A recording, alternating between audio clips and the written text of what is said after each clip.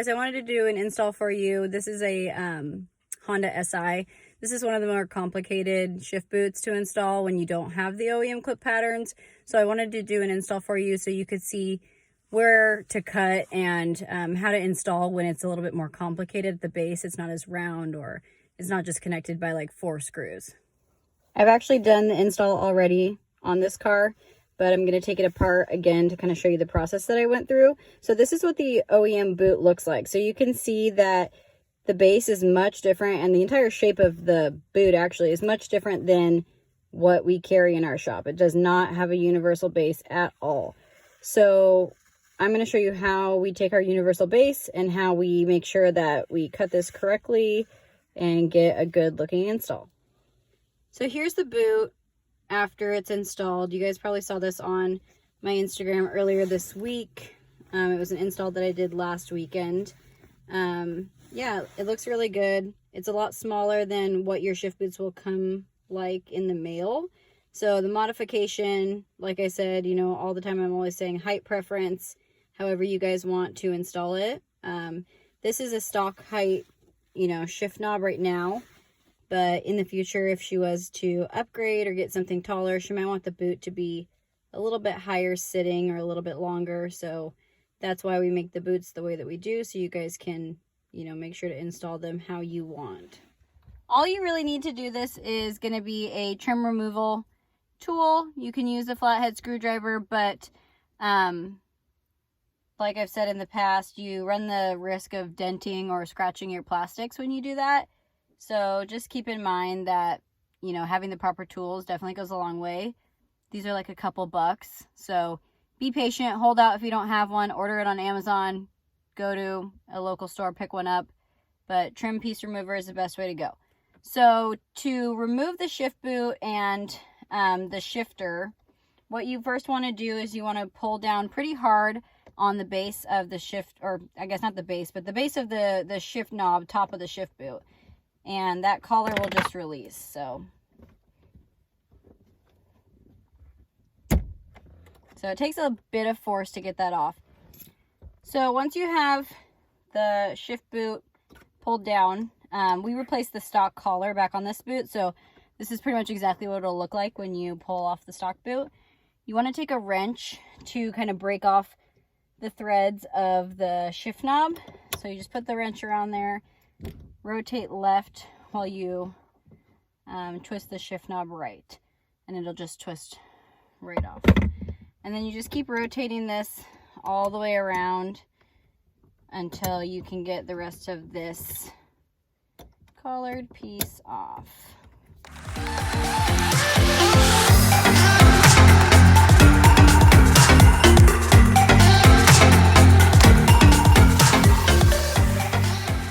So now that you've got shift knob off, the little collared piece that's sitting below the shift knob, your boot is detached and loose. Now you're just going to remove these side trim pieces that go all the way up. They're just held on by clips. So this is where the trim remover piece comes into play. And then once you get to that point, all you'll need to do is disconnect some electrical connectors, and you'll be pretty much ready to rock and roll. So let's get the trim piece removed.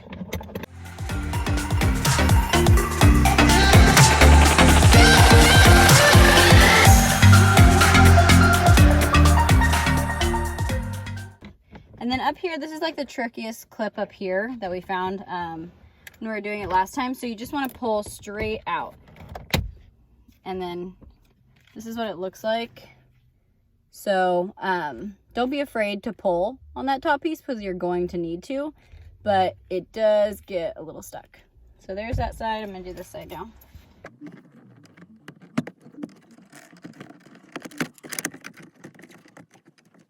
You have a screw on this side, and you have a screw on this side right here that are holding this entire frame on.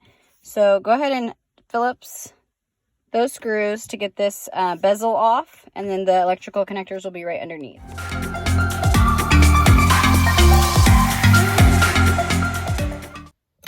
Okay, now that that's off, what you're going to want to do is there is basically 3 points of anchors on this center console piece. So you're just going to want to wiggle back and forth until they start popping up. Just do it evenly. So start at one end and work your way forward.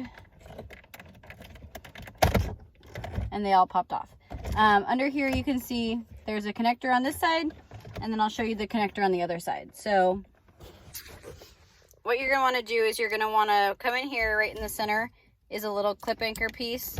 I don't think I can do it one-handed, but right there you're going to want to come in there and push on that piece to get that to come off. And then on this side, the clip piece is right there. There's 2 on this side, so same locations. Just push on those little tiny center tabs to get those pieces off. If there was a stock boot on here, then we would be removing the staples that sit inside of these little pieces. There's staples that sit inside there. So we would be removing those in order to get the stock boot off. So you can see the spots where the staples go on the stock boots. So those wrap around these anchor points, and you'd want to go inside and remove all the staples out of these. Because I already did that, what I'm going to do is I'm going to use these 4, or I guess there's 6 Phillips. 1, 2, 3, 4 down there, and 1 on each side here.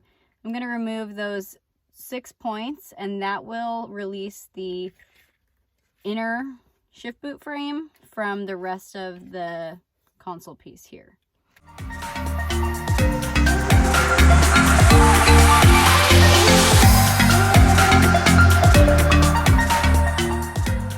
Once you get to this point, the only other thing that you're going to need to do is right here, there is a kind of like a clip that you're going to want to take a pair of pliers and squeeze this so that you can release the top part of this frame from the rest of this black insert piece. And once you do that, then you will go through all of these pieces where there are these little clips, and you'll just kind of squeeze. Pliers work easier. You'll just squeeze and kind of pull from the outside to get the frame out.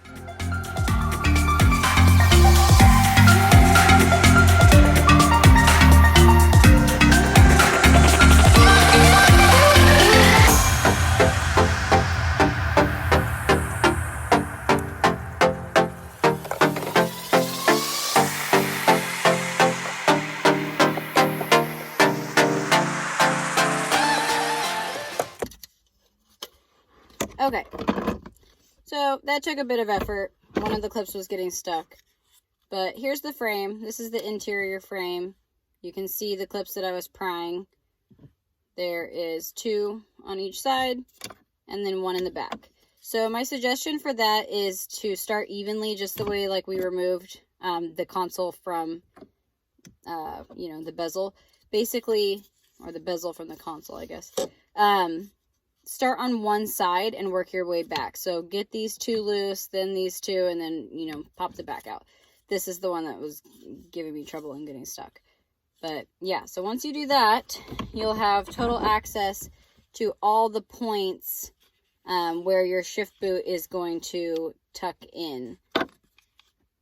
So the silver piece covers all of these raw edges of your shift boot. So I brought a uninstalled universal base shift boot so that I can kind of show you guys how I went from this base with this size of boot, because that's exactly what this was, and then what what it ended up becoming. So the way that I do that is, first of all, tip, don't forget which direction your boot is, facing. So which direction with this one, which piece is this, is this facing the front of your car, or is this side facing the front of your car? Because that really is going to matter when you go to install your boot on which direction all of these clip pieces are going to line up on. It's not going to line up correctly if you guys do not install it in the direction that it came in. So what you're going to want to do is you're going to take your OEM boot, and you're going to line up the seam however you want. So with our night shift boots, we only have one seam. So do you want this seam to be facing you in the car, or do you want it to be facing the front of your car?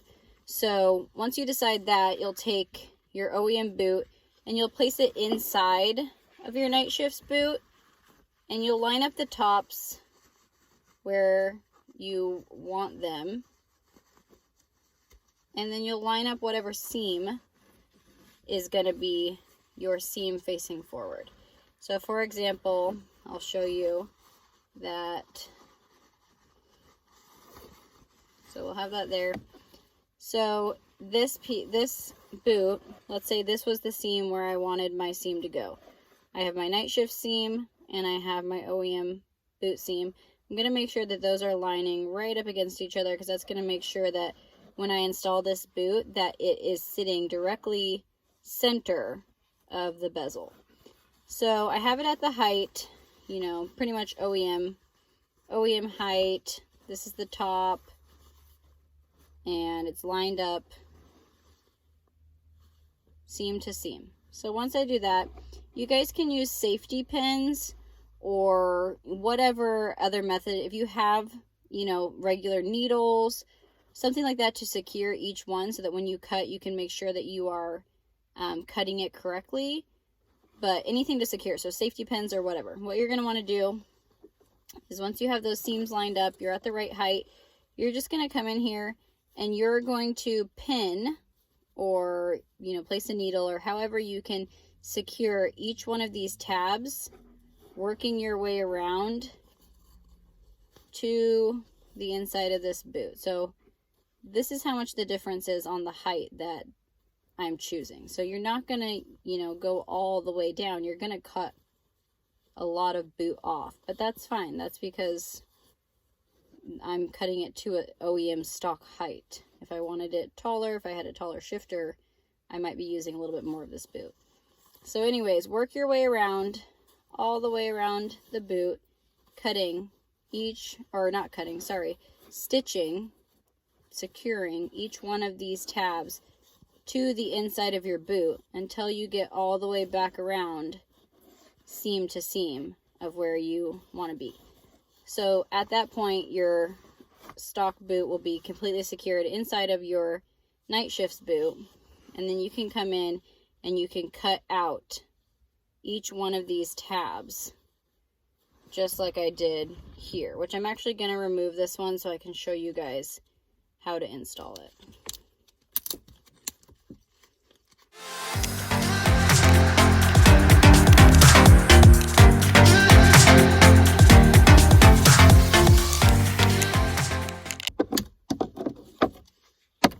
Okay, so it has super glue on it. That's how I secured it to the frame.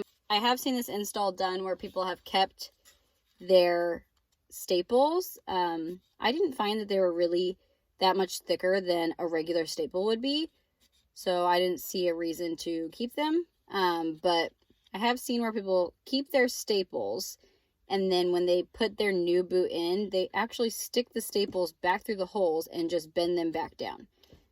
That seemed like a lot of effort to me for not really that much of a reward.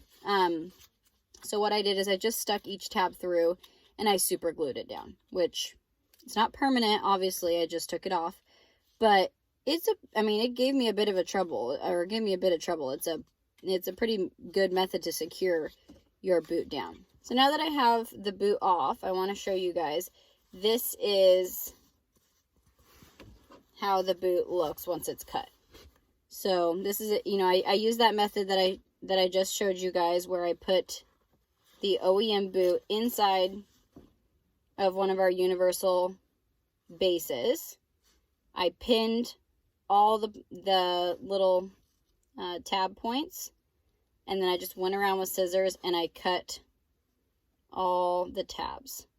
So what that did is it made basically an exact OEM replica, besides the fact that this piece does not dip down, so it's going to give it a little bit of a fuller look than the OEM boot would. The other thing that I want to show you guys is how I secured the retainer. So when you're doing this, you're probably going to have either this retainer, or there's like, you know, a ton of aftermarket, you know, collars, shift boot collars that you can get. But what you're going to want to do is you're going to take this, you're going to need a zip tie because that's what it's secured with originally. And you're going to cut that zip tie when you take your OEM boot off. So grab a zip tie. You're just going to turn the boot inside out, and you're just going to put the bottom of the boot, the bottom of the shift boot collar up first. So the top of the, what would be the top of the shift boot collar is going to be on the inside with the right side of the pattern. So you're going to put the bottom piece in first while your boot is inside out. You're going to secure it around, you're going to secure the boot around the shift boot collar using a zip tie. And then once you turn your boot inside out, the top of the collar will be sticking out of your boot. Okay, so ready to super glue. Got my crazy super glue. Got my boot, ready to put it back on.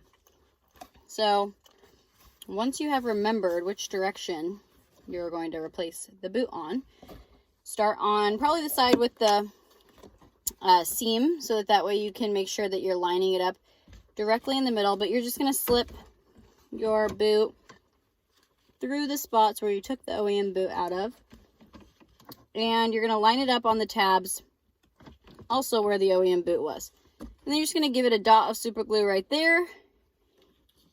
Hold it on there for a minute. Try not to glue your fingers together.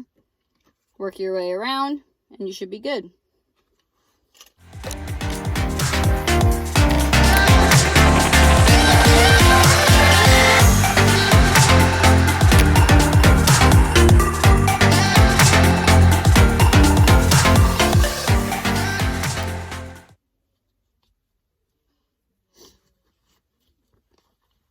Okay, so once you get to the point where all of your tabs have gone through and your boot is secured to your frame and you're ready to put it back on, what you're going to do is you're going to take that silver piece and you're going to want to press all the 5 clips back into place before you start using your Phillips to reassemble the bezel.